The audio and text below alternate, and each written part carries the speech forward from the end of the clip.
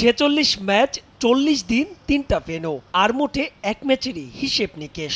নয়া চ্যাম্পিয়ন নাকি বরিশালেরই বাজিমাত। এসবের ফয়সালা হবে যে 22 গজে। মেগা সেই ফাইনালের জন্য পুরোপুরি প্রস্তুত সেটাই বাংলার উইকেট।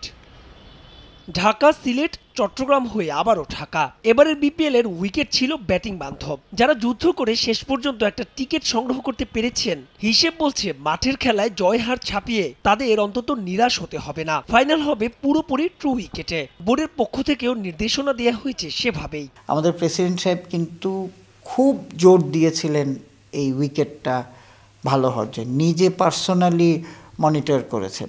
সুতরাং এটাই হচ্ছে যে আপনি চেষ্টা করলে যে আপনার ভালো উইকেট বা বড় রানের উইকেট হতে পারে, সেটাই এবার প্রমাণ করে। দু দলের একাদশ নিয়েও বাড়ছে জল্পনা কল্পনা। পেস বোলিংয়ে শক্তি বাড়াতে বরিশালের একাদশের জিমি নিশাম যে থাকছেন এটা প্রায় নিশ্চিত। নিশামের সঙ্গী কোটার বাকি 4 বিদেশি মালান, মায়ার্স আর মোহাম্মদ আলী। বাদ পড়তে পারেন মোহাম্মদ নাবি।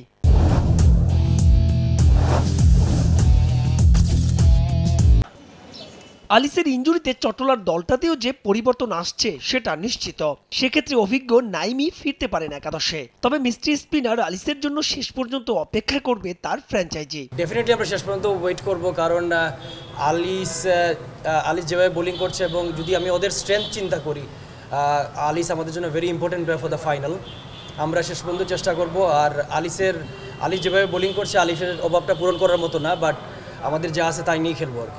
আরও একটা কারণে এই বিপিএল ব্যতিক্রম। মেগা ফাইনালের ফিল্ড আম্পায়ার হিসেবে থাকবেন 2 বাংলাদেশি, গাজী সোহেল আর মাসুদুর রহমান মুকুল। Match referee Niyamur Rashid Rahul. তবে টিভি আম্পায়ার পাকিস্তানের আসিফ ইয়াকুব। মাহবুব রিমন, সময় সংবাদ, ঢাকা।